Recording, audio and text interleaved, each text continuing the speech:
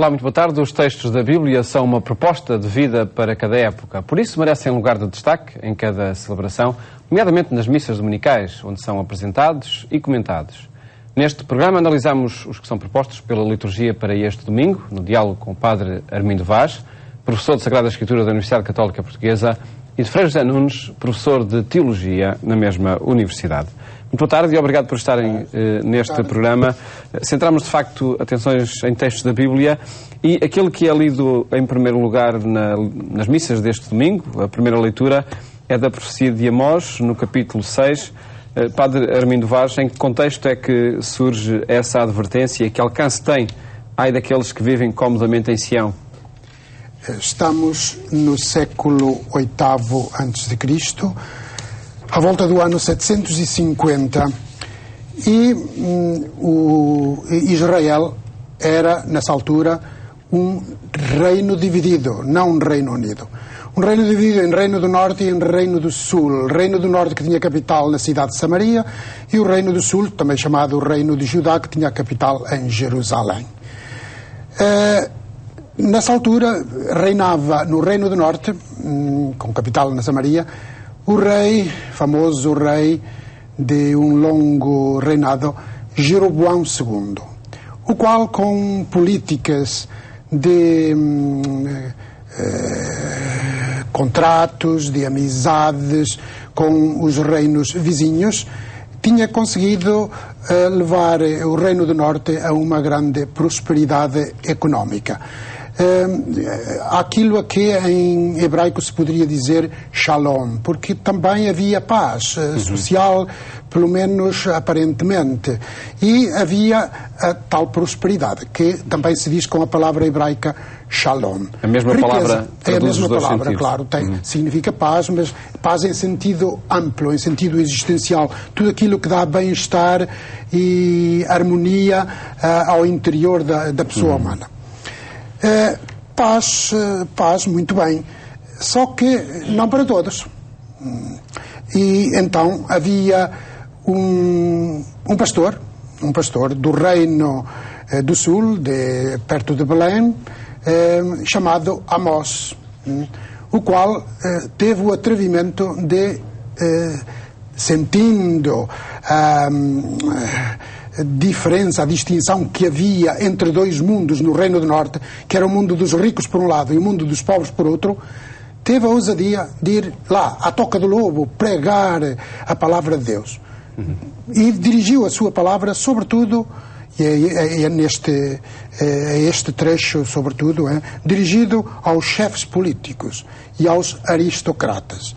E foi-lhes dizendo que eles são um bando de ladrões, porque vivem, sim, opiparamente nos seus palácios de marfim, deitados nos seus divãs, comem os cordeiros do rebanho, os vitelos do estábulo, bebem o vinho em grandes taças, perfumam-se com finos ungüentos, mas não os aflige a ruína de José. O que é isto da ruína de José? Era a desgraça política e da pátria, que era o exílio do Reino do Norte para a Síria. De facto, esse exílio aconteceu imediatamente a seguir, no ano 722, 721, por obra do imperador assírio Sargão II. Amós diz-lhes claramente que isto não faz sentido, ter este mundo dividido. Sobretudo, diz-lhes que os ricos não podem continuar a explorar os pobres e, se assim continuarem, partirão para o exílio à frente dos deportados e acabará esse bando de voluptuosos. Trata-se de um texto tão eminentemente político, este que aqui é apresentado. É um texto muito político, que aponta para uma crise social. Uma crise social não por causa da riqueza ou da falta de riqueza que existisse no país, porque essa existia, simplesmente que o profeta Amós sentiu no seu interior, intuiu através da sua fé que essa riqueza não estava a ser suficientemente bem distribuída. Não estava a ser distribuída. E, portanto, critica-os ferozmente. Franja Nunes, um problema de 750 a.C., Ano 750 diz o Padre Armindo Vaz, um problema também dos nossos dias este? Pois, exato. E às vezes até podemos ter a tendência a pensar que é nos nossos dias, mas não é bem connosco, não é na nossa situação. A gente pensa, por exemplo, em situações destas, de uma minoria a viver na opulência ao lado de uma grande maioria a viver na miséria, a gente pensa, por exemplo, em países do chamado terceiro mundo, digamos assim, países em vias de desenvolvimento. Sei lá, eu vivi 10 anos em Angola. A gente pensa, por exemplo, em Luanda. Luanda dizem que é a cidade mais cara do mundo, não é? O ano passado ultrapassou Nova Iorque, há 2 anos ultrapassou Tóquio. Luanda é a cidade mais cara do mundo. E realmente há um grupo muito pequenino de pessoas que vive excepcionalmente e na opulência e tem tudo e pode viajar e fazer as compras todas que quer pelo mundo inteiro. Mas depois há ali ao lado milhões de pessoas a viver mal e a passar um bocado de fome. E nós podemos ter a tendência de pensar, bom, isto era há 3.000 anos em Israel e é hoje em países do terceiro mundo, entre aspas. Mas não, é que em Portugal é a mesma coisa. Hoje, em Portugal, é a mesma coisa. Há uma minoria que vive bem. Mas a esmagadora maioria das pessoas vive muito mal, quer dizer, vive com muitas dificuldades. E toda a gente sabe e diz e reconhece que já há gente a viver, muita gente a viver abaixo do limiar da pobreza, não é? Portanto, isto é um problema nosso de hoje, não é? E assim como havia profetas há 3.000 anos que denunciavam isto, ainda bem que também há profetas que hoje denunciam isto. O Amós não era escutado e até foi perseguido. Hoje, esses profetas de hoje também não são escutados. E são perseguidos, com certeza. É evidente. Quem são esses profetas de hoje? São as pessoas que levantam a voz contra esta situação. Não interessa agora entrar em questões político-partidárias, evidentemente. Mas nós vivemos hoje uma situação no país que realmente é um desconsolo e é um descalabro. Quer dizer, isto, as pessoas estão mesmo a viver mal. E há muita insensibilidade, quer dizer, porque há gente que vive ou na opulência, ou pelo menos num estatuto relativamente aceitável, bom, que até teoricamente é capaz de falar, pois o problema, realmente o país vive com muitos problemas, mas realmente não faz nada, quer dizer, ou então faz ao contrário, e cria cada vez mais pobres, e mais desempregados, e corta mais nas pensões, quer dizer, isto é um problema, quer dizer, isto era o problema de há 3.000 anos do Amós, e é o nosso hoje. Em contexto de eleições autárquicas que estão aí à porta, esta advertência, esta provocação, é para quem governa, seja na localidade, seja na proximidade, seja em âmbito nacional e internacional? Com certeza. Portanto, isto esta tentação, digamos assim, de quem está no poder facilmente se corromper, é uma tentação que existe e digamos, é uma situação que pode ocorrer mais facilmente face a quem não está no poder. Agora, eu não digo que os políticos, sejam autárquicos, seja do Governo Central, sejam corruptos. Quer dizer, às vezes a gente ouve isso nos jornais, no céu dos jornais, isso é tudo bandidos, corruptos. Bem, eu não digo isso.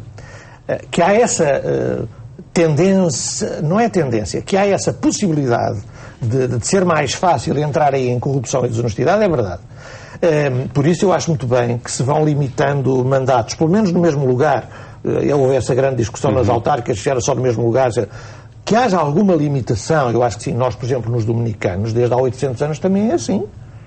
Tem limitação de mandatos. Ao fim de 2 mandatos, cada um de 4 anos, muda. Acabou. Quer dizer, portanto, eu acho isso muito bem. Agora, o que me parece é que quem está no poder também tem uma grande oportunidade. Não é necessariamente corrupto, não é necessariamente mau. A própria Igreja, nos seus documentos oficiais, por exemplo, no Vaticano II, a Igreja fala da política como a busca do bem comum. E, portanto, quem está no poder também tem a grande oportunidade de fazer muito bem e, sobretudo, de fazer bem a quem mais necessita, a quem é mais pobre. E, portanto, é uma grande oportunidade. E nesse aspecto, nas eleições autárquicas, eu acho que as pessoas até têm mais facilidade em escolher quem os serve bem do que, por exemplo, em eleições mais gerais, onde há menos o caráter de ligação pessoal ao candidato. Portanto, eu acho que é uma oportunidade. Há também uma responsabilidade de cada cidadão. Nomeadamente no voto, mas creio que não se esgota aí. Não se esgota aí. E a nível local, realmente as pessoas são todas mais chamadas a participar, não é? E, portanto, há uma responsabilidade mais partilhada, tanto dos que são eleitos como dos que votam, dos que os elegem, não é? Padre Armindo. Há aqui um por maior que ainda não referimos. É que Amós põe todas estas palavras duríssimas contra os chefes políticos e aristocratas de então na boca de Deus. O texto começa assim, e é assim que está no texto bíblico: eis o que diz o Senhor Omnipotente. Ou seja, Amós tem consciência de que estas diferenças enormes sociais entre pobres e ricos não se resolvem simplesmente ao nível da imanência, encontrando argumentos, razões para distribuirmos bem as riquezas. Amós tem consciência de que a esse nível nós sempre encontraremos razões, boas razões, para enriquecer cada um e eventualmente à custa do outro, servindo-se do outro para subir, servindo-se do outro como um degrau a mais para subir, por exemplo, na riqueza. Então Amós põe isto na boca de Deus para sugerir a toda a gente que só ao nível da transcendência é que nós conseguimos, então, prescindir um bocadinho de nós mesmos e vermos-nos ao mesmo nível que os outros, isto é, vermos-nos todos igualmente no mesmo Deus. E aí sentimos-nos todos irmãos. E então já não temos tantos argumentos para nos enriquecermos à custa do outro. Ou seja, enquanto que o ideal para estes políticos era o de uma visão curta de prazer, para nós o ideal é o de dar sentido à vida. E só se dá sentido à vida partilhando a nossa vida, partilhando os bens com os outros. Continuamos na análise deste tema a partir do que diz o texto do Evangelho. É do evangelista Lucas no capítulo 16.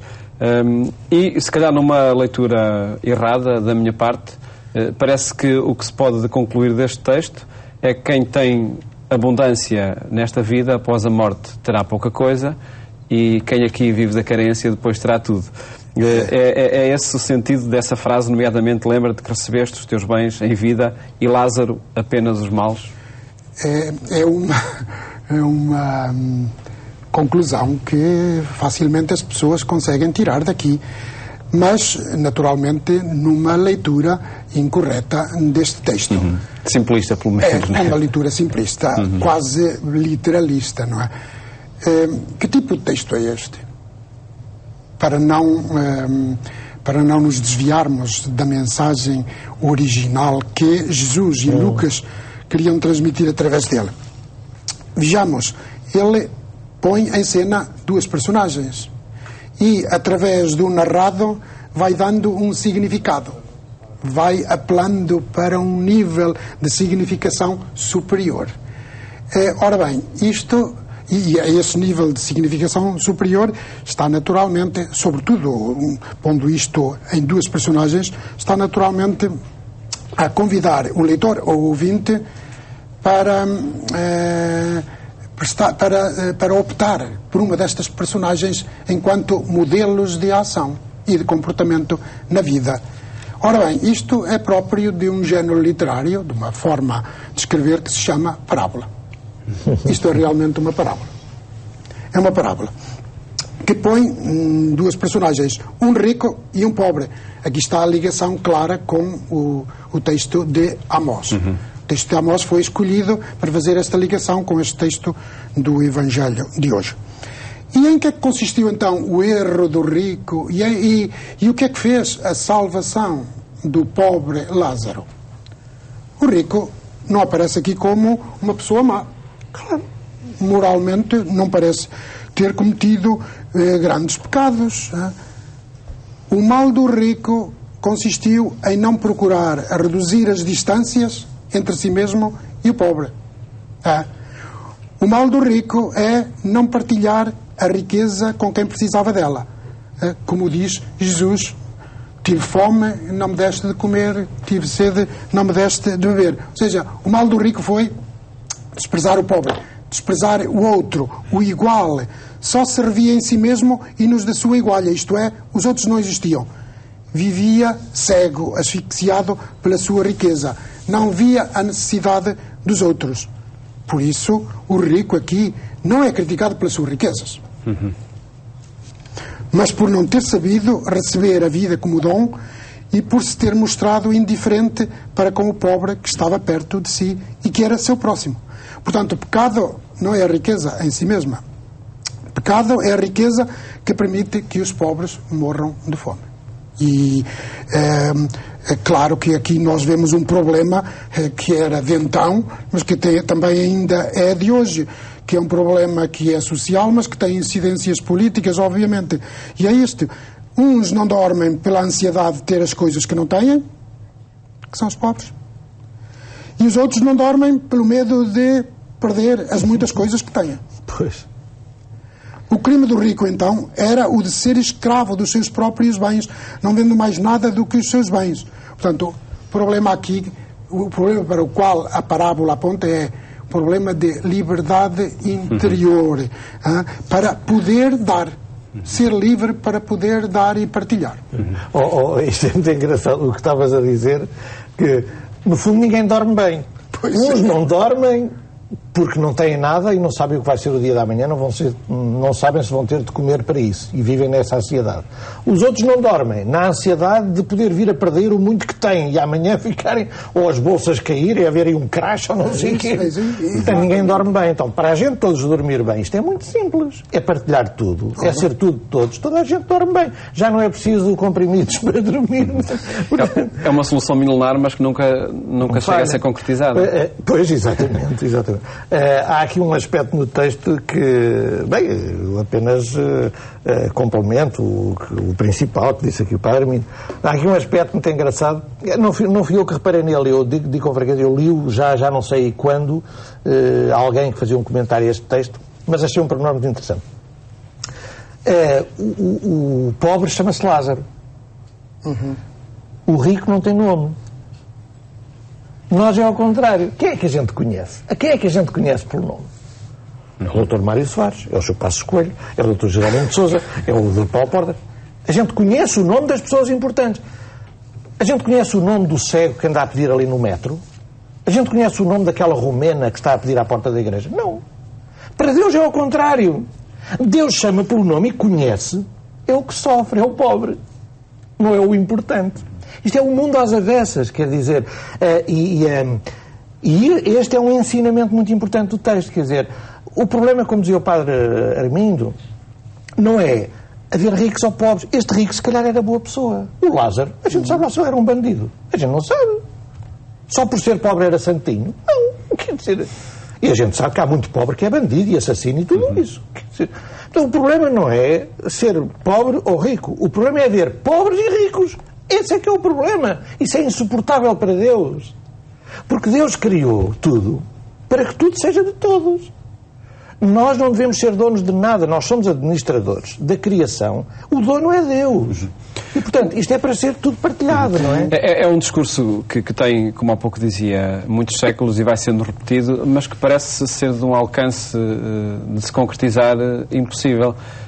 Há uma distância entre, de facto, essa proposta e o que é a natureza humana, porque é aí que, se calhar, nos o ser humano é habitado por pulsões, não é? Por muitas realidades. Mas tem a liberdade, não é? Quer dizer, o ser humano tem muita liberdade e é chamado a ser responsável. E se é verdade que as pulsões muitas vezes o puxam, o encaminham para destruir a vida na Terra como uma família amiga, também é verdade que há sempre a possibilidade de passar a construir uma humanidade fraterna. Esse é o projeto de Deus, quer dizer, isto é sempre uma tensão, isto nunca está pronto, nunca está feito, é sempre um apelo, é um apelo permanente que temos, não é? E já temos pouco tempo para analisar a segunda leitura que se escuta neste domingo. Padre Armindo pedia-lhe uma apresentação desta epístola do apóstolo São Paulo a Timóteo, onde se sugere esse bom combate da fé. O bom combate da fé. Portanto, neste caso, esta segunda leitura está ligada ao tema da fé proclamada por Amós. que é preciso continuar a combater a fé. Aqui, no combate da fé, deveríamos ter cuidado com esta palavra que aparece aqui, em que Paulo diz a Timóteo: conquista a vida eterna para a qual foste chamado. Conquista a vida eterna, em linha com este combate da fé. Fica aqui esta tradução. Eu não discuto a propriedade desta palavra para traduzir o termo grego que está lá no original. Simplesmente que ela, assim, em português, pode soar a algo que nos pode desviar do centro da mensagem. Qual é? É de pensar que nós podemos conquistar a vida eterna. Ora, isto seria totalmente contra a teologia e a mensagem espiritual de São Paulo. Ele sempre prega o contrário. Não somos nós que conquistamos a vida eterna e a nossa salvação. Ela é um dom gratuito por parte de Deus para nós. Nós, então, o que é que temos que fazer? Apropriar-nos. Seria a palavra mais acertada? Possivelmente. Apropriar-se dessa da vida eterna. O seu comentário, Frei José Nunes. Muito rápido, então. Portanto, o Paulo dá conselhos a Timóteo, não é? Num tempo em que, pronto, começa a haver já também perigos de heresias e outras doutrinas, para ele se manter firme na fé e etc.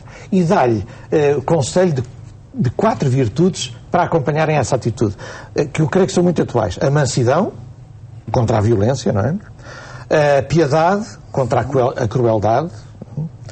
A fé, para evitar descrenças ou desistências, e eu sublinharia a perseverança. Ser perseverante, ser constante, a constância, que é uma coisa que não está muito na moda hoje, porque hoje é tudo muito efêmero. A gente troca de telemóvel, a gente troca disto ou daquilo, de filme, de roupa, de carro, e às vezes de mulher ao marido, e a gente, isto tudo é descartável. E parece que se perdem os valores profundos que são perenes. Há valores perenes, há valores eternos, quer dizer, e há que ser perseverante e constante. Ficam esses desafios a partir dos textos da Bíblia. Muito obrigado por terem estado aqui neste programa, onde analisámos os textos da Bíblia que são lidos nas missas do próximo domingo. Votos de bom fim de semana, até a próxima segunda-feira, se Deus quiser.